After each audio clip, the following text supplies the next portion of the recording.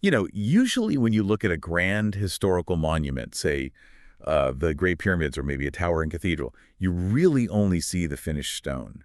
Right, just the polished result. Exactly. The final result looks, I don't know, inevitable. It sits there as if it just kind of dropped from the sky, fully formed and perfect. But if you somehow get a chance to peek into the diaries of the actual builders, the whole illusion shatters. Oh, completely. It's never that clean. Yeah, you realize it was this chaotic, muddy, agonizing mess to put together. You see the collapsing scaffolding, the massive logistical failures, the false starts, and honestly, just the absolute physical exhaustion of the people hauling the blocks. The contrast between that pristine final structure and the agonizing human cost of its construction is always kind of jarring because, you assume a clean process for a clean result, but history rarely works that way. Which brings us to the text we are unpacking today on this deep dive. We're looking at a book that sits like this massive, highly controversial monument in the center of modern history, which is Capital, Volume 1 by Karl Marx. A very heavy book. Literally and figuratively. And specifically, we are diving deep into the material contained in Volume 35 of the Marx and Engels collected works. Right, which is fantastic because this volume gives us the definitive text of Volume 1, but more importantly, it includes this mountain of personal correspondence, prefaces, and preparatory manuscripts. It really shows us exactly how the sausage was made. Yeah, it reveals all the mud and the scaffolding behind what is, one of the most rigorously debated economic treatises ever published. I mean, Lenin once called this book the most terrible missile that has yet been hurled at the heads of the bourgeoisie. Which is quite the review. But before we get into the gears of that missile, I need to put a very hard boundary on what we are doing today. Always a good idea with this topic. Yeah, because this is one of the most politically charged texts ever written. The mission of this deep dive is strictly and purely analytical. Our goal is absolutely not to endorse the viewpoints in this book, Right. nor is it to condemn them. Our job is just to impartially unpack the original source material. We want to understand the exact specific mechanics of Marx's arguments. We are essentially taking the engine apart piece by piece so you can see how we put it together, regardless of how you feel about where the vehicle was driven later in history. And that neutrality is crucial, I think, because to understand the text, you have to temporarily adopt its internal logic. You have to, look at the mechanical blueprints on their own terms. And the irony of those blueprints is incredible. I mean, Capital is infamous for being this terrifyingly dense, formidable, almost sterile economic critique. Oh, yeah. But getting it into the hands of the public wasn't just a matter of some genius having a eureka moment and sending a neat manuscript to a publisher. Not even close. It required literally decades of agonizing rewrites, severe personal health crises, and this surprisingly modern, incredibly sneaky guerrilla PR campaign by his collaborator, Friedrich Engels. Yeah, the scientific logic of the published book completely masks the absolute chaos of its creation. If you look at the timeline of its gestation, it's basically a masterclass in obsession. To take us through that timeline. Well, Capital Volume 1 was finally published in September 1867 in Hamburg by Otto Meissner. But Marx actually began his intense study of political economy way back in Paris in 1843. Wait, let me stop you there, because the math on that timeline is what I find so baffling. He starts studying this in 1843. Right. And by 1849, in a work called Wage, Labor, and Capital, he had already published his central thesis, right? The idea that capital is not just a pile of resources or a stack of money, but a social relation of production. Exactly. The core idea is there. So he has his core argument locked in by 1849. Why did it take him another 18 years to get Volume 1 on the shelves? What was the massive bottleneck? So he was completely stuck on the theoretical architecture. Having a broad philosophical thesis that, capital is a social relation is very different from proving it mathematically and economically against the dominant classical economists of the era. People like Adam Smith and David Ricardo. Right, exactly. Marx realized his early writings were just too abstract. He needed to dig into the actual mechanics of the capitalist system.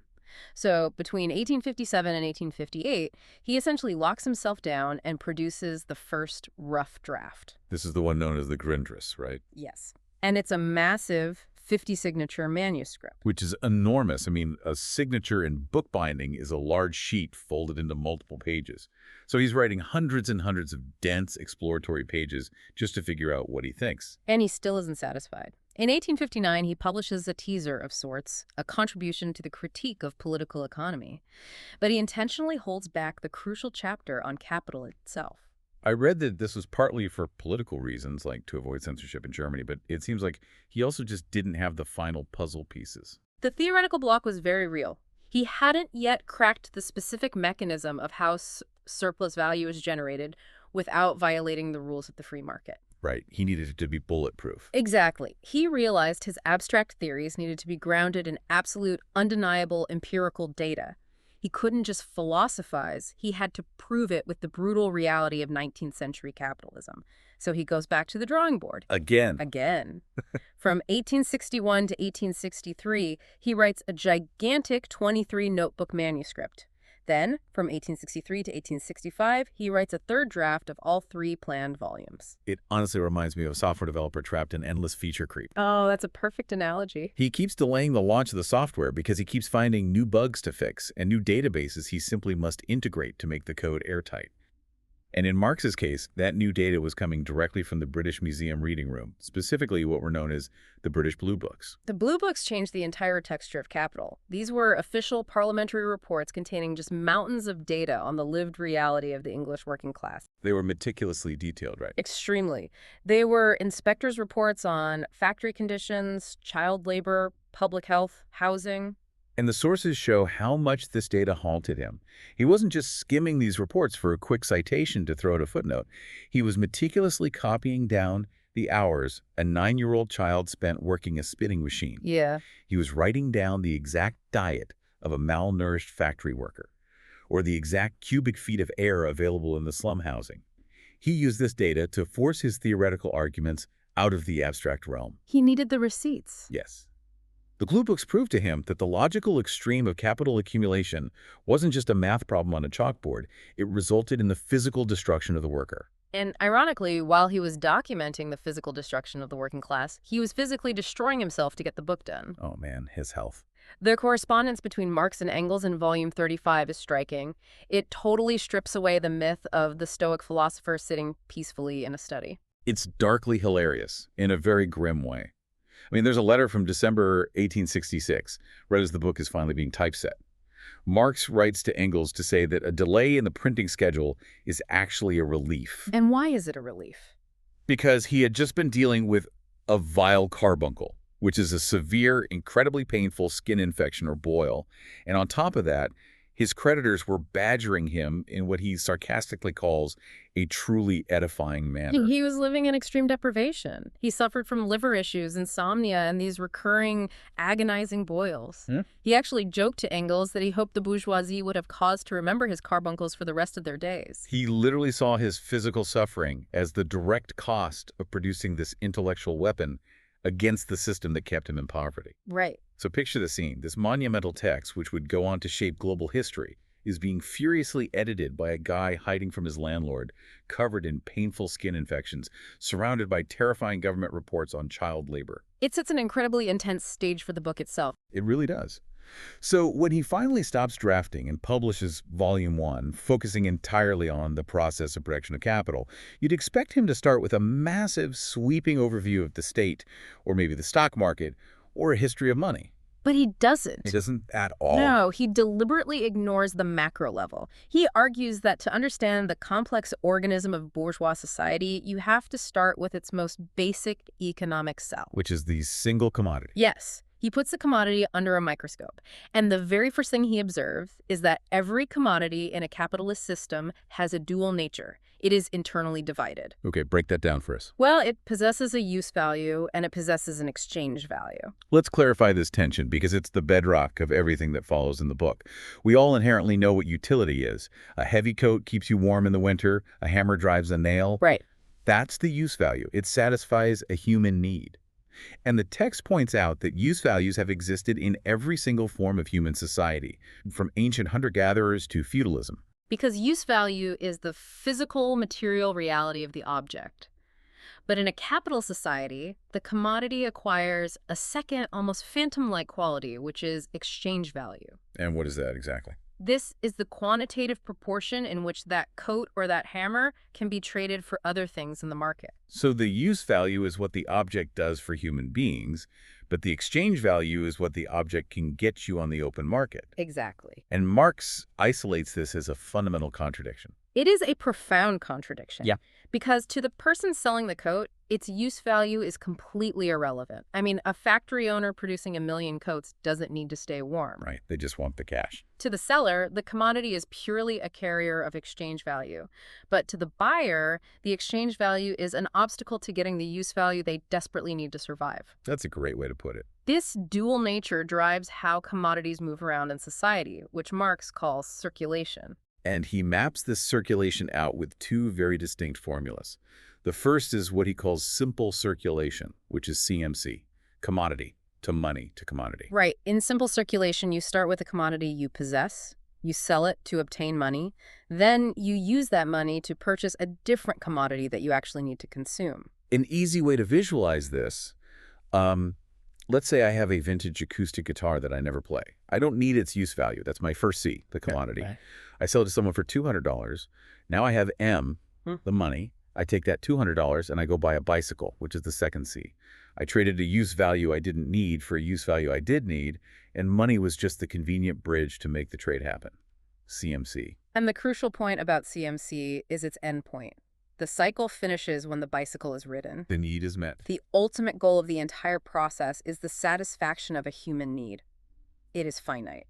But then Marx introduces the second formula, the specifically capitalist formula of circulation, which flips the entire logic upside down. And this is MCM, money, to commodity to M prime. M prime being the original money plus an increment. More money. Right. So in this formula, you don't start with a guitar you want to get rid of. You start with a pile of cash. You use that cash to buy commodities, and then you sell those commodities to get a larger pile of cash than you started with. Notice what happens to the goal of the process here. The goal is no longer use value. It's not about the bicycle anymore. No, the goal is not to consume something. The goal is the sheer expansion of value itself. And unlike CMC, which stops when the bicycle is consumed, MCM has no logical end. Because money doesn't get used up in the same way. Exactly. Once you have M prime, that larger pile of money just becomes the starting point for a new, even larger cycle. It becomes an endless, insatiable loop of accumulation. So if CMC is selling a guitar to buy a bike, MCM is like house flipping. I buy a rundown house for $200,000. I have zero intention of living in it. I don't care if it's a beautiful home or a soulless box. Right. The use value is irrelevant to you. Exactly. I just want to slap some gray paint on it and sell it for $250,000. I started with M, I bought a C, and I ended with M prime. The only thing I care about is the extra $50,000. And that extra $50,000 is what Marx terms surplus value. And this concept of surplus value leads Marx to pose a massive riddle to the classical economists of his time. Okay, I'm going to play devil's advocate here for a second, because the riddle seems easy to solve at first glance. Classical economics assumes that on the open market, commodities trade at their actual value. Right, supply and demand balance out. Yeah, supply and demand eventually balance out, and you get equal value for equal value. So if that's true, Marx asks, where does the surplus value actually come from? If I buy cotton for $100 and sell it for $110, where did the new $10 originate? That is the big question. But the intuitive answer is just, well, arbitrage, right? Buy low, sell high. Like, I found a guy who undervalued his watch at a yard sale for $10, and I flipped it to a collector for $1,000. I just created $990 of surplus value without doing anything. Doesn't that break Marx's riddle? It doesn't break it. It actually proves why Marx had to look deeper. How so? What you just described is an isolated act of uneven exchange. You took advantage of a specific buyer and seller. You won, but the yard sale host lost. The total amount of value in the economy didn't increase by a single cent. It just shifted from one pocket to another. Oh, like a casino. Yeah. The house wins, the gambler loses, but the total money in the building is exactly the same. Precisely. Marx points out that in the aggregate global economy, everyone is both a buyer and a seller. If every seller artificially marks up their prices by 10%, then when they turn around and use that money to buy raw materials or food, they are paying 10% more. So the markups cancel each other out globally. Exactly. You cannot have a system where everyone gets rich just by overcharging each other. Yet, under capitalism, we observe the total global mass of capital constantly growing. Value is genuinely expanding. It can't just be a shell game. Right. Surplus value cannot originate in the sphere of circulation. It cannot come from just swapping things around. If the M prime isn't coming from the noisy, visible marketplace where things are traded, where is it coming from? Marx says we have to leave the sphere of circulation and descend into what he calls the hidden abode of production. Sounds ominous. It is, a bit. To solve the riddle of how M becomes M prime while respecting the rule of equal exchange, the capitalist must find a very specific, unique commodity on the open market. A magic commodity. A commodity whose very use creates more value than it costs to buy. And this brings us to the Green Reveal, the theoretical breakthrough that delayed the book for almost 2 decades. The secret of profit is the commodity of labor power. And it is vital we use that exact term. The sources are clear on this. Marx fought viciously to distinguish between labor and labor power. Right, because the capitalist doesn't buy the worker, that's slavery, and they don't buy the finished product of the labor either. So what are they actually buying? They are buying the worker's capacity to work for a specific period of time, a day, a week, a month. They are renting the human engine. But if human capacity is a commodity traded on the market, it has to follow the rules of commodities, right? Yeah. It has to have an exchange value. How do you objectively price human potential? Well, Marx applies the same cold, mechanical logic to the human being that he applies to a lump of coal. The value of any commodity is determined by the socially necessary labor time required to produce it. Okay. So how do you produce a worker's labor power every day? You have to keep them alive, you have to feed them, clothe them, and house them so they can return to the factory the next morning. The text calls this the cost of the means of subsistence. Yes. The value of labor power is the exact cost of the means of subsistence required to maintain the worker in their normal state. And Marx also notes this includes a historical and moral element. What does that mean? It means what counts as basic survival in 19th century England is different from, say, 19th century India. It also includes the cost of training for skilled labor. And crucially, the sources emphasize it includes the cost of raising children. Right. Because the capitalist system needs a continuous supply of labor. When the current worker wears out, or gets injured or dies, there must be a fresh replacement ready to step onto the factory floor to perpetuate this race of peculiar commodity owners. Exactly. So the wage a worker receives is not compensation for the work they did. It is simply the market price for the fuel and maintenance required to keep their labor power functioning, plus enough to raise the next generation of workers. Wow. When you look at it that way, the mechanics of surplus value finally click together. It's this incredibly elegant, if somewhat horrifying, mathematical proof. It really is. Let's walk through Marx's exact logic here. Let's say it takes 6 hours of average social labor to produce the daily means of subsistence for a worker.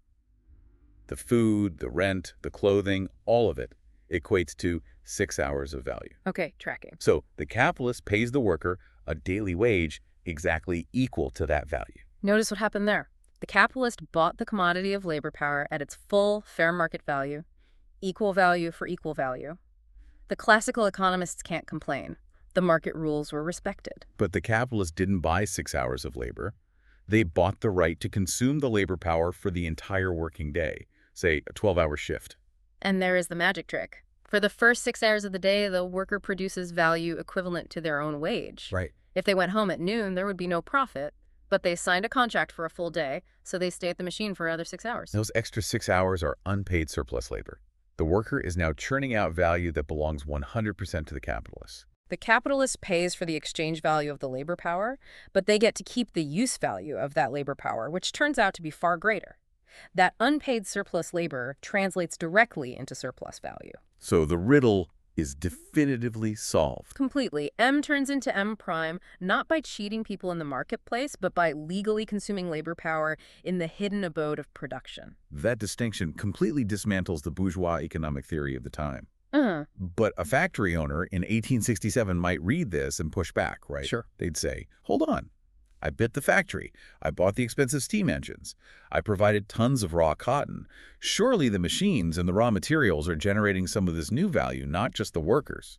Marx anticipates this exact defense. He divides capital into 2 distinct, fundamentally different components: constant capital and variable capital. Well, let's break those down. Constant capital refers to the means of production: the factory building, the machines, the raw cotton.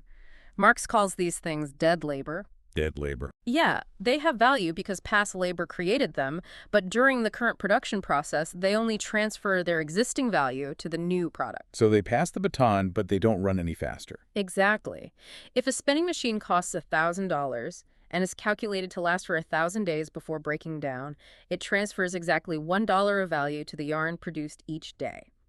It never spontaneously creates new value. Its value remains entirely constant. So a fully automated factory with no living workers might produce a lot of stuff, like a lot of use values, but it wouldn't generate an ounce of new surplus value. It would just slowly transfer the cost of its own machines into the products until it broke down. That is exactly right, which leads directly to variable capital. Which is the human element. Right. Variable capital is the money invested in labor power. This is the only part of the capital investment that actually alters its value during the process. Living labor takes the dead labor of the cotton and the spindle, breathes life into it, preserves its old value, and adds completely new surplus value on top of it. That concept, that living labor is required to animate dead capital, brings us to one of the most famous examples in Volume 1. It circles back to Marx's 1849 thesis that capital is not a thing, but a social relation. Right, because bourgeois economists constantly tried to naturalize capitalism. Meaning they wanted to make it seem like a law of nature. Exactly. They argued that a tool is naturally capital, so therefore capitalism has existed since the first caveman picked up a rock. Marx finds this argument intellectually bankrupt and basically ruthlessly mocks it. He argues that a machine is no more capital by nature than gold is money by nature. The physical properties of the thing do not dictate its social function. The specific example he uses in the sources is the Kyrgyz boat. Oh, I love this one. He says, imagine a Kyrgyz, a nomadic person in Central Asia, who cuts down rushes with a stolen Russian knife and weaves them into a boat. Is that stolen knife capital? Is the Kyrgyz nomad a capitalist? Obviously not. He is a human being using an instrument of labor to make something useful. Marx jokes that claiming the nomad's knife is capital is like claiming a Turkish person sprinkling ordinary water is somehow using Catholic holy water. Right. The physical water is exactly the same, but the social, religious context is entirely absent. A spindle is just a spindle. It only transforms into capital under highly specific, historically generated social conditions. It becomes capital only when the mass of workers have been violently separated from the means of production. Meaning they don't own the tools or the land anymore. Precisely. Only when a person has no land to farm and no spindle of their own and is therefore forced to sell their labor power to the person who does own the spindle just to survive. So the machine isn't capital. The power dynamic that allows the owner to extract unpaid surplus labor from the desperate operator, that dynamic is capital. Capital is a social relation of dominance masquerading as a physical object. And once you accept this strict structural definition of capitalism, where the only thing that matters is the extraction of surplus value, it leads Marx to a highly counterintuitive, almost shocking definition of what it actually means to be a productive member of society. Yeah, this part of the deep dive really messes with our modern sensibilities.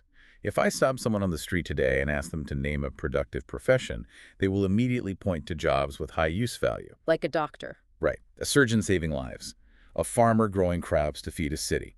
A brilliant novelist creating art. We equate productivity with usefulness to humanity.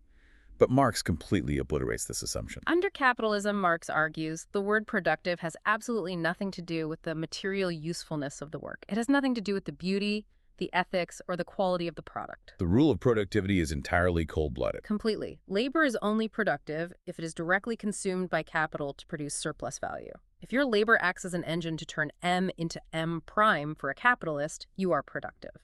If it does not, you are unproductive. The actual content of what you are doing is entirely irrelevant to the system. Completely irrelevant. The examples he uses in the text to prove this are phenomenal. Let's look at how he categorizes John Milton, the legendary English poet who wrote the epic Paradise Lost. Okay, one of the greatest works of Western literature. Marx points out that Milton wrote Paradise Lost in the same way a silkworm produces silk. It was an involuntary expression of his fundamental nature. He wrote it out of an internal creative drive. Right. He eventually sold the manuscript for £5, which made him a dealer in commodities. But Marx categorizes Milton as an unproductive worker. Because he didn't write it to generate a profit for a boss who hired him. Exactly. He was not subsumed under capital. Contrast the legendary John Milton with a literary hack in Leipzig. A hack writer. Right. This is a writer who is hired by a publisher to churn out a boring, derivative, poorly written compendium on economics. The hack has no passion for the subject. He is just following instructions for a paycheck. But because he is paid a wage to generate a product that will sell and make a profit for his publisher, that hack is a productive worker. It's wild to think about.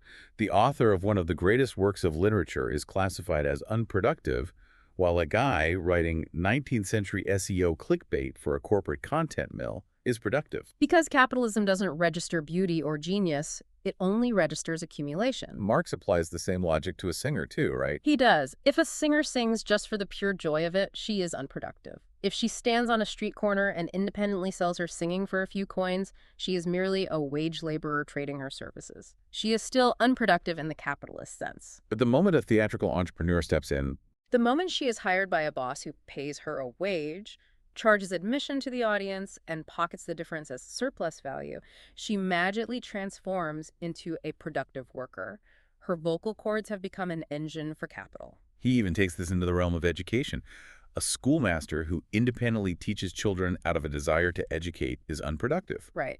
But if that same teacher takes a job working for a wage in what Marx calls a knowledge-mongering institution, basically a private, for-profit school, to make money for the owner of the school, then the teacher is finally a productive worker. What Marx is exposing here is the supreme, almost terrifying indifference of capital to the material world. The capitalist does not care if the worker is making life-saving penicillin or cheap plastic trinkets that will end up in a landfill or singing an aria. The use value is merely a vessel. It's just a necessary annoyance required to carry the exchange value. And if the only goal is extracting surplus value from the gap between wages and output, it naturally gives rise to parasitic structures. Yeah. The sources describe a phenomenon from the London trades of the era that feels incredibly relevant to the modern gig economy. Marx talks about the concept of the sweater. The sweater. The sweater is the logical endpoint of the drive for surplus value. In the textile and clothing trades, a middleman would secure a contract to produce garments at the standard market wage rate. Okay. But this middleman wouldn't do any of the sewing himself. Instead, he would subcontract the work out to poorer, more desperate workers at a deeply depressed price. So he literally sweats his profit out of the difference between the contract price and the starvation wages he pays the actual tailors. Exactly. The sweater contributes absolutely zero actual labor to the production of the coat. He merely inserts himself into the chain of production solely to siphon off surplus value. He exploits the gap between the value of the labor power and the depressed price the desperate worker is forced to accept. It forces you to marvel at the sheer mechanical ruthlessness of the theory. The system doesn't care if you're making masterpieces or junk, and it doesn't even care if you do the work yourself, as long as you can sweat a profit out of a transaction. Right. Marx built this incredibly tight, paradigm-shifting theoretical structure that explains all of this. But having the best theoretical engine in the world is useless if you leave it in the garage. Which was the exact crisis Marx and Engels faced the moment the ink dried on the first edition. Right. We've gone through the mechanics of commodities and labor power. But how did they actually convince people in 1867 to read a 700-page book of dense economic critique? I mean, this was an era before social media, before mass television interviews. How do you market a missile aimed at the bourgeoisie? Well, initially they couldn't market it at all. When the book was published, Marx and Engels were bracing for a massive fiery debate. They wanted the mainstream bourgeois economists to attack the book viciously. Because an attack gives you a platform to counterattack. A public feud generates publicity. Exactly, but the bourgeois press didn't attack it. They did something much worse to an author. They gave it total, deafening silence. They instituted what Marx called a conspiracy of silence. The mainstream academic and economic journals simply refused to review or acknowledge the book's existence. They realized that engaging with it gave it legitimacy, so they tried to bury it by ignoring it. So, facing the prospect of his life's work disappearing into obscurity, Friedrich Engels decides to step in and run a guerrilla PR campaign. He really does. And looking at the correspondence in Volume 35, Engels' strategy is equal parts brilliant and hilarious. He basically invents modern astroturfing. Engels realizes that if the respectable bourgeois papers won't assign a reviewer to the book, he has to write the reviews himself and trick the editors into publishing them. That is so funny. He begins churning out anonymous or pseudonymous reviews and submitting them to various papers like the Fortnightly Review in England, the Düsseldorfer Zeitung, and the Elberfelder Zeitung in Germany. But he can't write them as a glowing review from a socialist, because the papers would reject them immediately. So he writes them in disguise. He adopts the persona of a shocked, deeply concerned, respectable, bourgeois intellectual. The tone he strikes is masterful. In these reviews, he vehemently warns the readership about the dangerous, radical, politically ruinous conclusions of the book.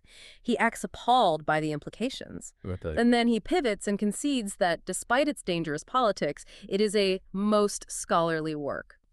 He praises the rigorous scientific method, the undeniable empirical research of the Blue Books, and the airtight logic.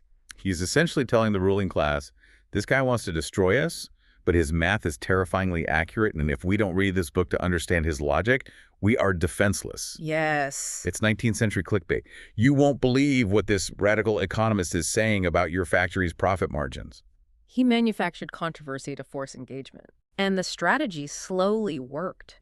The silence began to break. But once the book gained traction, Marx had to face actual attacks, some of which were quite venomous, and forced him to defend the scientific originality of his work. There was one particular accusation in a German journal that really set Marx off, right? An anonymous writer accused him of simply plagiarizing his entire theory of value from a French, vulgar economist named Friedrich Bastiat. Oh, accusing Marx of plagiarizing Bastiat is deeply insulting to Marx's entire intellectual project. Why is that so offensive to him? Because Bastiat was a proponent of classical liberalism, someone who believed deeply in the natural harmony of the free market. Marx viewed Bastiat as a shallow, superficial apologist for the worst excesses of capitalism. So Marx wrote fierce, scathing rebuttals to this. He was incredibly protective of the theoretical breakthroughs he had suffered for decades to achieve. He had to publicly point out that the classical economists, and certainly Bastiat, completely failed to make the crucial distinction between labor and latent power. That distinction was entirely Marx's, and it was the only thing that solved the riddle of surplus value without breaking the laws of exchange. But defending the text in German wasn't enough. Marx and Engels understood that for this theory to actually become a material force, it had to be placed directly into the hands of the international working class. Right. The translation history of Volume 1 proves they were not just armchair philosophers writing esoteric treatises. They were active, strategic political organizers. The effort to go global is fascinating, especially when you look at where the book landed first. Where did the very first foreign translation of Capital appear? The very first foreign translation appeared in Russia in 1872. Tsarist Russia, arguably the most reactionary, autocratic, heavily censored state in Europe at the time. How on earth did a massive book calling for the overthrow of the capitalist class get past the Tsar censors? It got past precisely because of how dense and mathematical it was. Wait, really? Yeah, the Russian censors reviewed the manuscript and officially deemed it a strictly scientific work.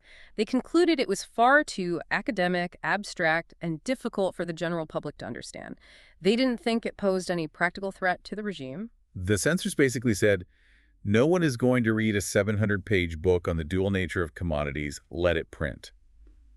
But there was one detail they wouldn't allow. Curiously, yes. They allowed the entire revolutionary text to be printed, but they specifically banned the inclusion of Marx's portrait in the front of the book. They were fine with the labor theory of value, but that massive, iconic beard was just too revolutionary for the Tsar. Apparently, the visual of the man himself was a bridge too far. But while the Russian edition slipped through via academic obscurity, the French translation was handled completely differently. How so? It was published between 1872 and 1875, translated by Joseph Roy, and published by Maurice Le Chatre. Le Chatre recognized that a massive, expensive academic tome was useless to the actual workers in Paris or Lyon. So Le Chatre comes up with a brilliant distribution model. He serializes it. He breaks the book down and publishes it in 44 separate installments, releasing them one printer sheet at a time, sold in series of 5. Right. It made the book affordable on a worker's weekly wage. But the serialization process was agonizing for Marx. He was a notorious perfectionist, and he was highly dissatisfied with Joseph Roy's translation. He found Roy's French too literal, too wooden, lacking the dialectical nuance of the original German. So Marx, despite his failing health, basically takes over the translation. He heavily rewrites the French version himself. He spends immense amounts of time polishing the arguments, clarifying the math, and smoothing the transitions. He worked so hard on it that it got to the point where Marx explicitly stated in the correspondence that the French edition possessed an independent scientific value from the original German edition, because he had refined his own theory during the translation process. And yet, ironically, the translation you would expect to be the easiest was the one that took the longest. The English translation. Yeah. I mean, the book was written in London. It was almost entirely based on English economic data, English factory reports, and English history. And yet, the English translation didn't appear until 1887. 4 years after Marx had already died. It was finally translated by Samuel Moore and Edward Aveling, and painstakingly edited by Engels, who by that time was the sole guardian of Marx's intellectual legacy. The sheer willpower required to draft, refine, defend, and distribute this text is staggering. So let's pull all these threads together as we wrap up this deep dive. Sounds good. We started by looking at the mud and scaffolding, the agonizing 18-year gap between Marx's initial thesis and the publication Volume 1, driven by a theoretical block and an obsession with the empirical data of the blue books, all while battling extreme poverty and illness. Carbuncles? The carbuncles. We decoded the economic cell of the commodity, exploring the deep tension between use value and exchange value. We walked through the formulas of CMC and MCM, showing how capitalism isn't about human consumption, but endless accumulation. We revealed the magic commodity of labor power, demonstrating exactly how unpaid surplus labor generates surplus value without cheating the market. We explored the deeply counterintuitive nature of productive labor, remembering that John Milton's masterpiece is unproductive, while a hacked-out corporate article is productive. And finally, we saw Engels' brilliant guerrilla marketing campaign and the global scramble to translate the text. It is a profound, meticulously constructed mechanical analysis of a system that, regardless of one's political persuasion, fundamentally altered how humanity understands the structure of the modern world. And as always, we want to leave you, the listener, with a final provocative thought to chew on. Something that builds on the text but brings it out of the 19th century factory and right into your own daily life. Okay, let's hear it. I want you to look at your daily routine, your job, your side hustles, through the lens of MCM and Marx's specific definition of productive labor. When you log on to your computer for work tomorrow, ask yourself, are you operating as a Milton, expressing your human nature and creating genuine use value? Or are you the Leipzig hack, churning out content merely to valorize someone else's capital? Oh, that's a tough question. Think about the modern gig economy, or the creator economy, which can often feel like a hyper-modern version of the London trades. When you drive for a rideshare app, or when a digital platform takes a 30% cut of your revenue for hosting your content, who plays what role? Are you the capitalist? Are you the commodity? Or is the app platform the ultimate sweater, extracting value from the difference between what the consumer pays and what you actually receive? It forces us to ask a profound, lingering question. In the relentless global pursuit of M-prime, what actually happens to the true usefulness of what we spend our entire lives building? Are we building monuments and cathedrals that serve a human need, or are we just piling up stones to expand someone else's ledger? It's something to think about the next time you look at a towering monument and wonder about the scaffolding hidden beneath. Thank you for joining us on this deep dive. As always, our premise is to extract the most vital nuggets of insight from the sources we explore to help you see the gears turning behind the curtain. We hope this gave you a new lens to view the world, and we encourage you to keep questioning the structures around you.